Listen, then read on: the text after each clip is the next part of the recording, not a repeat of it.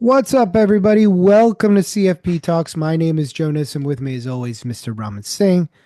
Raman, his background is tight. He's got a fake piano there because he doesn't Got a really got play a got a piano. gold chain. He's got a gold I, chain.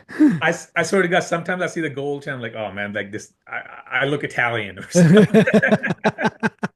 That Southern Italian, you This the Sicilian, southern, the Sicilian, the Sicilian. Sicilian. The only thing you need in the background is like a hookah in the background to Oh, to to, to you're bringing back some old memories, man. You're bringing back some old memories. do you actually play piano? I've been learning it for the last few years. Self learner, but if you were to ask me to, play a song, I'd say like, nope, that's not happening.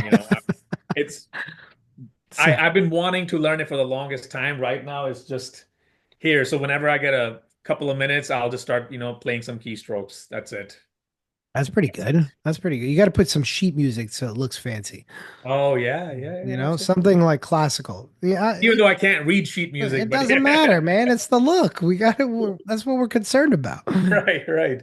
So you So and I have yeah, been chatting a little bit about this, about some of these kind of roadmaps for the exam, and you were chatting about like one that you think is really relevant for test takers.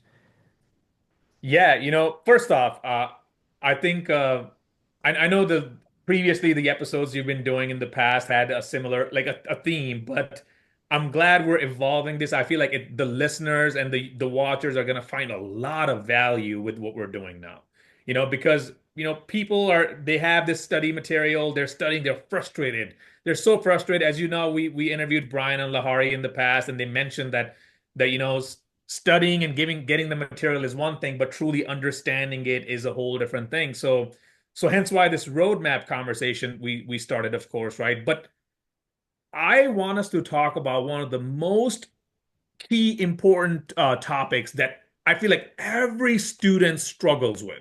They they're confused about it. They find it overwhelming. They want to throw their books against the wall because of this topic. Yeah. If anybody wants to care to guess, care to guess, I'll give you 3 seconds. One, two, three. It's gonna be retirement plans. Clearly. So And the heaviest weighted. the heaviest weighted, and I'll say this in our class that we ran, in our March class. I think we did a very good job with preparing those students with those plans. It's because Oh, I beat their ass. Oh, yeah, we beat their ass. yeah. And I feel like the way you explain stuff as well, Joe, it's beautiful. And I've said it to you. I don't have to just say it on this podcast, but I do really think that the way you explain it, it's just beautifully drawn. It's like watching it, how you break things down. It's beautiful. So my question to you is, what are you going to show our audience today about these retirement plans? Well, I wish it was just me, but this was a combined effort. But I think like what you just said, it is really insightful because I think when you're going through CFP material and you get a bunch of books, it's exciting at first, right? Like I'm gonna get these letters. Oh, this is like it's like a sugar rush. And then you open up the books and you're like, oh my God, where do I even start? Because not only is there a lot of material, but then how do I break it down? How do I attack it? And I like the idea of maybe having a roadmap for doing so. So what Raman and I did is we put our heads together and we came up with this very, very simple roadmap for you guys, which is up on the screen. So if you're listening to this in the car, please do not look at the screen. Wait till you get home. This is available for you right on the screen here in YouTube. If you're listening to this via Spotify, please make sure to go to the YouTube channel and just take a look at the roadmap that we have for you. But I think it's really hard to kind of figure out where to get started. Mhm. And I'm going to talk a little bit about the left hand side, Raman. I'll let you go into the right hand side. But essentially, what we've done is broken down the retirement roadmap. And what we're specifically talking about is that kind of meat and potatoes of retirement planning, which is qualified and non qualified plans. This Yep. is obviously where we see if you go to any Q bank, it's going to have the most amount of questions on this stuff. Your material is going to be dedicated mostly to this. And for good reason. We have to understand these plans. This is how most of our clients are saving for retirement. Mhm. So the left hand side, the first part of the roadmap that we've broken out for you is number one, we have to know the difference between a qualified plan and a non-qualified plan. Bare minimum. Bare minimum. Okay, now let's pretend that you're going to go down the roadmap and I'm just going to focus on the qualified side. The next thing to do is break down the difference between a defined benefit and a defined contribution plan.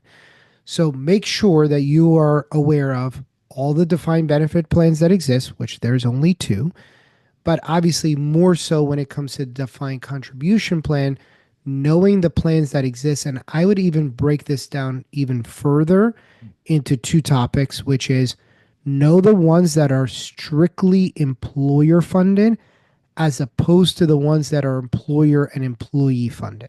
Yep, yep. Okay, so now I got to start breaking this down in my head.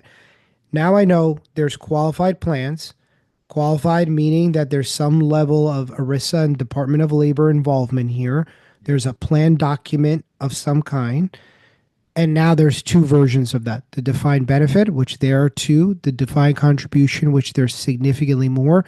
But I'm going to break these out into two specific categories of which ones are employer funded and which ones are employer employee funded.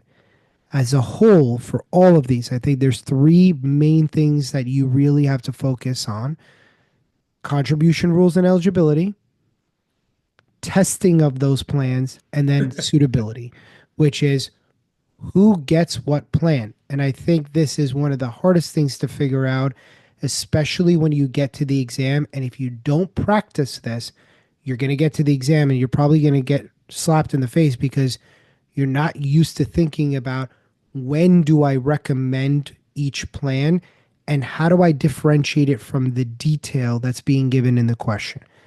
So here's our roadmap for actually getting to that point.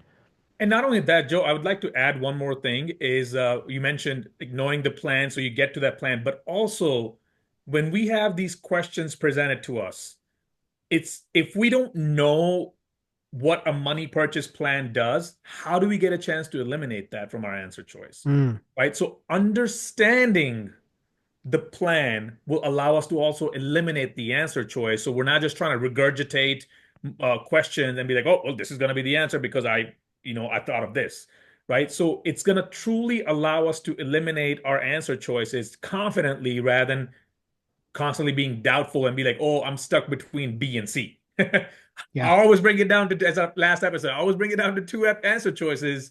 How do I get to the right answer? right. Well, this is the key blueprint right here. Well, let me ask you this. Do you think that you can get to this level of detail just doing multiple choice questions? Not even close, man. Like this is where you have to know like this is where you have to understand and know the material so you can apply that knowledge into the multiple choices. Yeah. Multiple choices, I mean you have to know the stuff at the end of the day. And Yeah. this is what's going to help you understand and know your stuff at the end of the day. Yeah. And it'll help you refine this and build some confidence, but you got to know this outside of it because you're the one who has to problem solve and break it down. So if you're relying on multiple choice to give you this detail, you're not going to get it because multiple choice will give you little tidbits and then you'll think you know the answer and you'll go to the next question and you go, "Oh yeah, I remember that from question 17." And then they ask you about something different. You're like, "Crap, I don't. Yeah. Oh man, I got to go back and review that's the thing I got to go back and review. I just haven't gotten a chance to review it." Yeah. So No, big I thing. yeah, I think setting this up from the beginning is going to save you a lot of time. You want to take the right side, Ram? Yeah, absolutely. So obviously we went over the qualified plans, then looking at non-qualified plans, we're breaking them down into I mean, every test prep organization is different, but the way we're breaking it down is we're calling it deferred comp plans, nonprofit plans, and then small business plans, right? So whenever you're looking at the non-qualified plan world, try to understand which plan will go under these categories. And then from those categories, we look into three basic fundamentals. The first one is obviously contribution rules, right? We got to know the amount, the eligibility, things of that nature. But here's the key caveat to non-qualified plans. They have special rules. So when you look at these plans, these non-qualified plans, whether it's simple IRAs and 403Bs, 457, SEP IRAs. What are the special rules within these plans? Because that's a big factor when it comes to studying. And then Yeah. last but not least, comes down to suitability. But remember, if you don't know the one and two, suitability is going to be challenging for you. Yeah. So understand the plans and know the contribution and these rules so you can properly attack the suitability. I know Can I did it a you lot quicker. yeah, can you give me an example of those special rules and why we don't necessarily see it on the left-hand side? Yeah, great question. So, for example, SEP IRAs, they have a ruling of eligibility of number of years or the compensation. Hmm. That's number one. And then 457s. Hey, anybody want to? How about this? Comment below on what the special rule is for 457s. Because I think it's such a subtle rule that we end up overlooking. And then when we get hit on the exam, it's kind of like, wait a second, wait, that exam. Joe, how many times you had people they were like, wait a second, that's a thing on 457s? Yeah. Or on a SEP, not necessarily knowing eligibility on the SEP as well, Yeah, because those are things that not only either pronounce the right answer, but or help you eliminate wrong answers. Because how many times did we have a question in class where the entire question was written to, oh man, it sounds like a SEP is a good plan, right? Small business, they're looking for something that's cheap, that's easy, but the employees, we want to fund it for the employees, but the employees weren't eligible, which knocked it out as opposed to something like a simple. And those are the things that those little rules, yeah. when you're sitting there and slicing and dicing it, and if you're the type of person that's always like, I'm bringing it down to two, I can always eliminate the obviously wrong ones. I promise you guys, that's not a special talent to get rid of two things. Okay. Every single student, for the most part, can get rid of it. That's not the special part. It's can you actually make the differentiation between the two answers that you bring it down to? And obviously, the more knowledge you have, and especially these little rules, make or break it. 100%. And you mentioned about simple. I mean, simple itself has some of these simple rules that we Yeah. just tend to overlook. And then next thing we're stuck between those last two answer choices. Yeah, But we were doing this what, like week 6, week 7 of class, when we were like harping on those simple rules. And I think it was funny. I think it was Lahari in class going, Joe has talked about a simple so much that if I don't know this, like she's like, he keeps saying it over and over again. And she's like, and, obviously you walk out of the exam and you're like, glad I went over those rules a yeah, lot because yeah, it helped. exactly. Well, Joe, I'll say this, man. I think the way this visual aid is presented, I know we put our brains together, but you created the visual aid. I think this is gonna hopefully it helps out our listeners. Our goal is to be able to provide you these type of resources and value. So go ahead and attack this test really well. But anything else you want to add on to this, Joe? No, but be a master. Oh, well, one thing, be a master of your fundamentals. I think that's it, man, right there. This is and hopefully you guys use this, and obviously if you have any questions or comments or concerns, reach out to Raman and myself. We'd be happy to help, and continue to subscribe and like these videos, and we will continue to bring you more of this content. Have a good day, everybody.